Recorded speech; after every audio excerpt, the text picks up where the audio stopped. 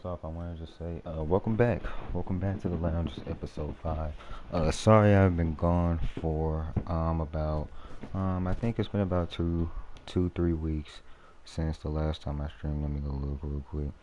I think it's been about 3 weeks. Yeah, 3 weeks since the last time I streamed. I'm sorry for that, guys. Um, but there's a lot of things going on. School was coming to an end, and I had semester exams and all that stuff, and had to study and do those and all that stuff. And then like I had Christmas came and all that stuff. And I hope you guys had a Merry Christmas. I hope you spend it with your family. I hope everything went good. Hope you guys got some great presents. But I also hope that you know what the true meaning of Christmas is all about, and that's the birth of Jesus Christ. Shout out. But anyway, yeah, guys. This stream, as you saw in the description, is I'm gonna be talking about my thoughts on the NBA season so far. Now, granted, we're only about 3 games in for each team. Um, but I'm just gonna give my thoughts on, based off what I've seen, and all that stuff, so far. Going back all the way to the beginning of the season, the first 2 games on opening night, I actually watched both those games all the way through. The Warriors and Nets and the Lakers and Clippers games, and I watched both of those games all the way through. And at the time, I thought this, and I still think this now. A few days later, um, the Warriors, it's just gonna be looking like another season like last season for them. That's really just that's what it's looking like for them, man. It's unfortunate. It's unfortunate to see a team with great players like Steph Curry, Klay Thompson, Draymond Green, and a up and coming young rookie and James Wiseman. It's tough to see them have to go through things like that, but sometimes to get to the glory, you have to go through the struggle, and that's what the Warriors are going through right now. Um, Losing Klay Thompson, obviously, like I said, was gonna be, it was gonna be pretty hard on them. It was gonna be pretty hard on them, and they don't have Draymond Green to start the season, so teams already know what to do. You just have to lock down Steph Curry, and there are not any more players who make a big enough impact on the offensive end to help Curry on that end of the floor, and then they don't have the most consistent defenders. They're probably their best perimeter defender is Kelly Oubre Jr. Because Klay Thompson is hurt and Draymond Green is also not there, and because Andrew Wiggins is not consistent enough defensively, and Eric Pascal is more of an offensive player. Yeah, the Nets, bro, they're looking really impressive. They had that blowout win to the Warriors, obviously, but then they blew out the Celtics on Christmas Day, and granted, I was expecting them to beat the Celtics. I was not expecting that blowout win that they had. And speaking of all the Christmas Day games, all of them were double-digit wins. I think the lowest, I think the Clippers, Nuggets, and the Heat Pelicans game had the exact same score, and so it was just it was just a lot of blowouts on Christmas Day. There weren't really too many close games. The Lakers blew the Mavericks out. The Nets blew the Celtics out. The Pelicans blew the Heat out. And then Clippers blew the Nuggets out. Or not the Pelicans blew the Heat out. The Heat blew out the Pelicans. And then who else played on Christmas Day? There was another game. There were 5 games on Christmas Day. Pelicans played the Heat. The Lakers played the Mavericks. The Clippers played the Nuggets. The Nets played the Celtics. And um, um, dang, what was the other Christmas Day game, man? See, I can't even remember right now. Can't remember right now. I'll just look it up real quick. But yeah, man.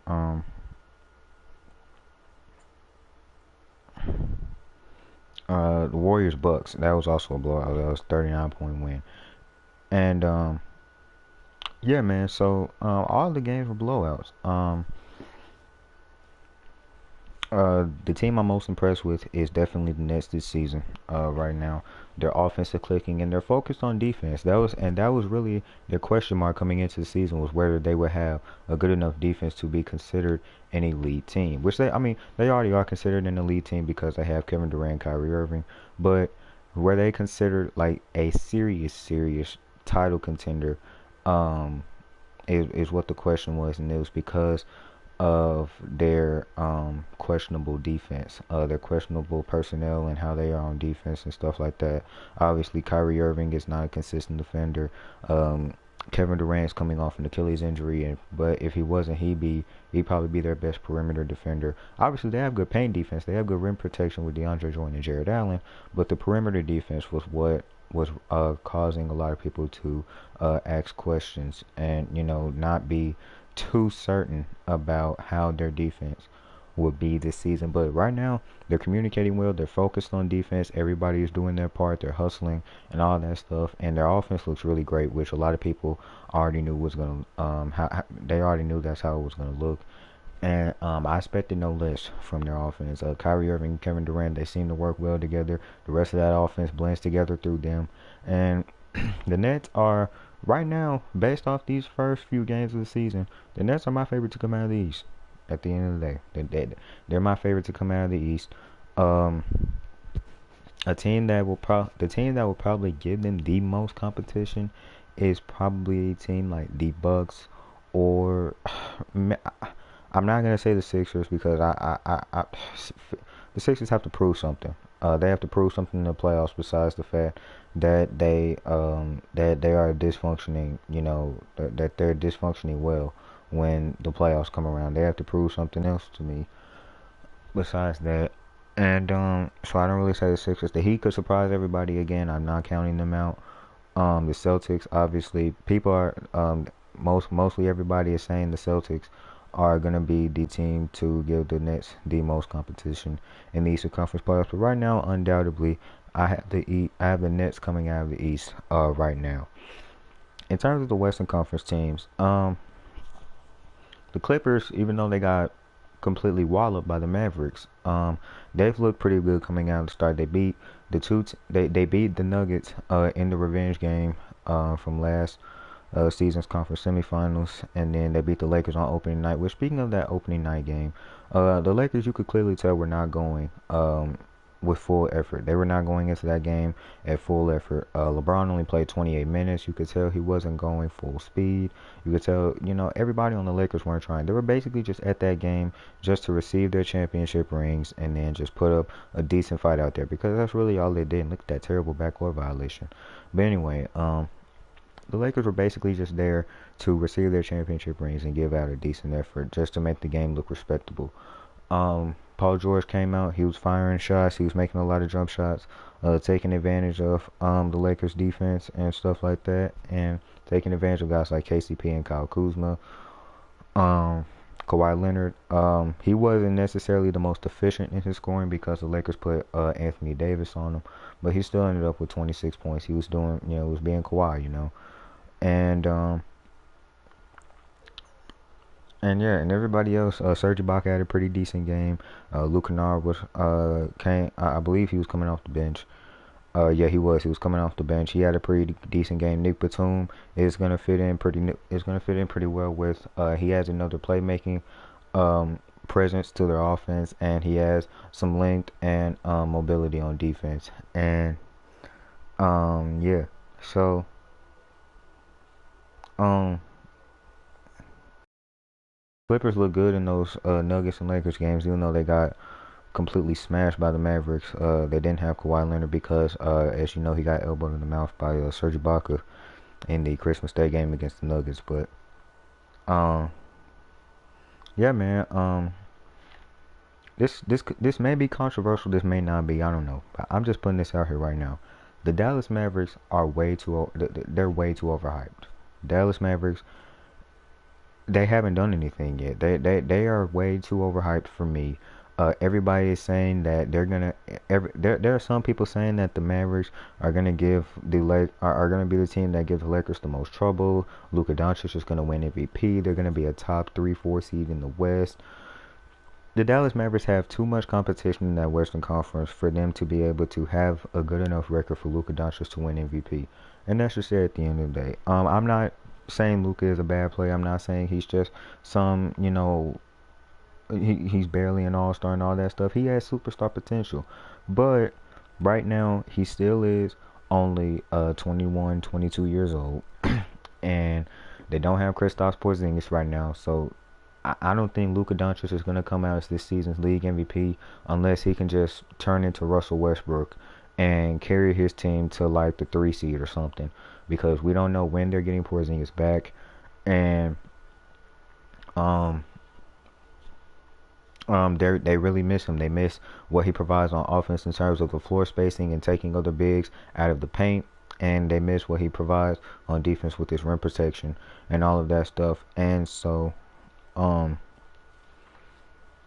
Dallas Mavericks right now are too overhyped for me. They did take the Clippers to 6 games last year, which people weren't expecting. But I mean, and Luka Doncic hit that big game winner in Game 4. But besides that, um, the Mavericks really haven't done anything. They didn't even make the playoffs Luka's first year in the league, and they got bounced in the first round. In Luka's second year of the league. So I mean, the the Clippers haven't. I mean, the Mavericks haven't done enough. Now that may be a controversial statement. I may get some love for that. I may get a lot of hate for that. But at the end of the day, they're just too overhyped for me, to be honest. And so, yeah. But I mean, the Mavericks, they'll get there. They'll eventually get there. If Porzingis can stay healthy once he comes back from this meniscus tear, and if Luka Doncic can continue to live up to his superstar potential, and they can actually play a lick of defense, or at least perimeter defense, because they don't really have a lot of that. But if they can play a lick of perimeter defense, then that Maverick team is going to be pretty good in the near future. When I say near, I mean very near future. And so, Wayne Wade is killing. But yeah, they're gonna be one of the most dangerous teams, not only in the West but in the league in the very near future if they continue to develop. But the first thing they have to do is get some more perimeter defenders, because really their only 2 good perimeter defenders are Dorian Finney-Smith and Josh Richardson. And so, because Luka Doncic is not a good defender, um, Jalen Brunson is not a good defender at that guard position. Um, the Mavericks just don't have too many. The Mavericks just don't have good enough defenders right now to be considered an elite team, especially against the likes of the Clippers and Lakers, where those bigger players like LeBron James and Kawhi Leonard and Anthony Davis are going to completely destroy them. Especially guys like LeBron and Kawhi Leonard, because Josh Richardson, like I said, is a good defender, but he's too small for both of those players. And same thing for Dorian Finney-Smith. And so, Um, Mavericks will get there though. They need to have a bigger guy, a bigger wing defender to their team so they can actually be considered elite. They need to add like that defensive stopper that you can just go out there and ask to get a stop, and he's gonna go out there and do it 99 times out of 100. So that's what the Mavericks need, and the Mavericks need another playmaker besides Luka, in my opinion, to be able to lead them to the promised land. Um, But I mean, yeah, the Mavericks team, they'll be dangerous. Just give them a couple more years, two to three more years, and they'll be one of the most dangerous teams in the West, especially when LeBron retires, whenever he retires. So, yeah, man. Um, I love to see it. Let's talk about my team for a second. As you guys know, I'm a Memphis Grizzlies fan, and right now we are 0-2, and we have to play the Nets in our next game, so we'll probably be 0-3 after that. But I mean, I hope we win. I hope we get our first win of the season, but it is in Brooklyn, so that's going to make it even tougher. But, and especially without Jaren Jackson Jr. and Justice Winslow. So, but I mean, hey, things happen. Anything's possible. But I don't see us beating the Brooklyn Nets, especially with this hot start that they are off to, blowing teams out left and right. So, but I mean, yeah, we've lost by double digits, I believe, in both of our games, and it's really just the fact that we really miss Jaren and Justice Winslow, and but at the meantime, in their absence, guys off the bench and even some of the guys in the starting lineup, what in the world was that? All right, but anyway, some guys off the bench and even some guys in the starting lineup besides Ja Morant, they have to step up and fill in for those two and fill in those voids that those players are leaving. And right now we're just not getting enough of that. In our last game against the Hawks, Kyle Anderson, he had 20 points and 14 boards. John Moran, he had 28 points and I think like I think like 7 or 8 assists. But nobody else really did anything spectacular. Dylan Brooks was doing Dylan Brooks things. He's not the most efficient scorer. I believe he was like 8 for 23 last game. And Jonas Valanciunas, he's not getting the touch. What we need to do is we need to utilize Valanciunas more because there are hardly any bigs in the NBA who are big enough and physical enough to stop him down low. So we really need to play through him and Ja. Him and Ja need to play and feed off of each other, and then the rest of the offense can really flow that way. Because Ja Morant, as we all know, is one of the more shifty and dynamic offensive players in the league. And Jonas Valanciunas is one of the biggest and most physical big men in the league, and he's a great post scorer. He's got that post fadeaway. He's got a post hook. He can drop step. He basically has almost every post move you can ask for. And there's hardly anybody who's big enough, tall enough, and strong enough to stop him. So we really need to utilize Valanciunas more. Get him some more touches and all that stuff. But even besides them two, the guys need those guys who are in the starting lineup, guys like Grayson Allen and Dylan Brooks and Kyle Anderson, and even the guys off the bench like Tyus Jones and Brandon Clark, even though Brandon Clark is coming off of, I believe it was a calf injury, they got to fill the void that Jaren Jackson Jr. and Justice Winslow are leaving behind right now because they're out with injury. And so, yeah, that's really it with my team. We just need more guys to step up besides John Morant. Even though I like Josh seeing put up these type of numbers, I would like to see him putting up those type of numbers in W's and not in L's. So, yeah, that's really it for my team. In terms of the rest of the league, definitely the Warriors are looking like they're on their way to being the 15th seed once again and getting a top 3 pick once again. I hope they can change that. I hope that changes. I hope Steph Curry eventually figures out how to navigate those defenses that teams have planned for him. But right now, it's not looking like it's not looking good for them. It's okay though. They'll be all right.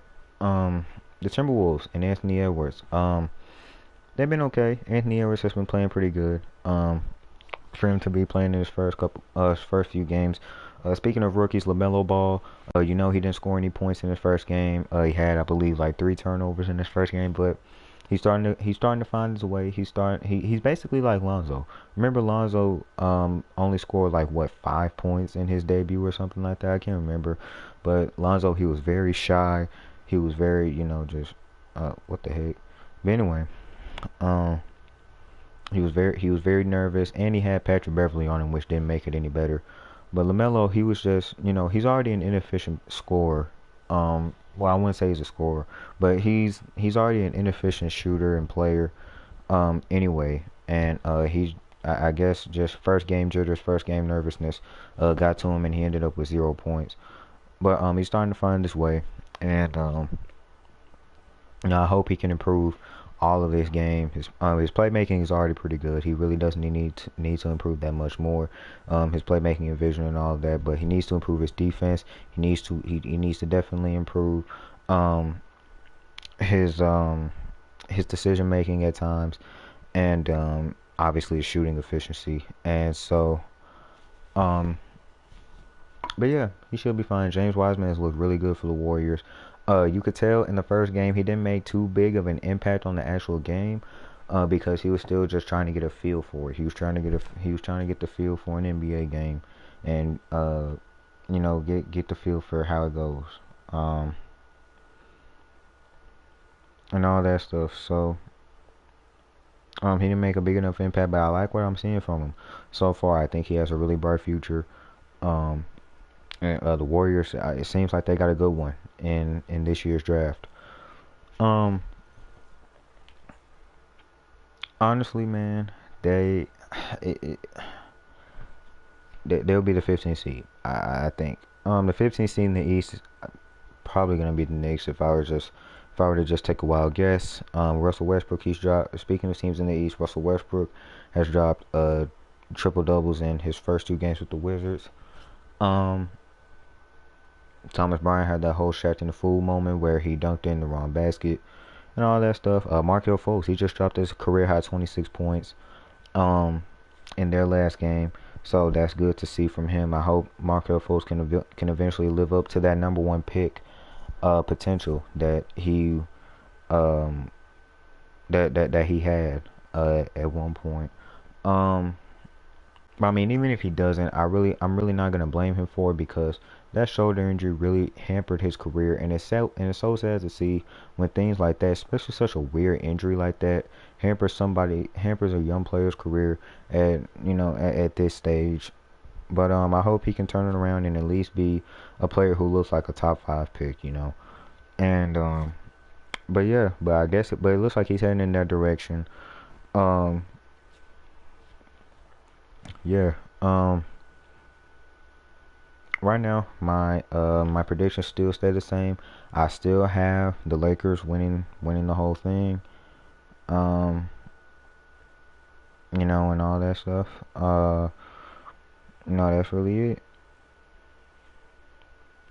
Um, yeah, man. Let me know what you guys think. Down below in the comment section. This was one of the shorter streams that I've did. I was just wanting to get since we're not that far into the season, I didn't really have too much to say. Like I was doing in my other streams and all that stuff. But definitely know. Let me know what you guys think. What you guys have seen and what you guys have noticed through this point in the season. I hope you all have be safe on New Year's. Definitely be safe on New Year's. And I hope you guys have a great uh you know rest of your day and all that stuff. And I'll let everybody see y'all in the near future, probably either in the next couple of days for episode 6. Peace.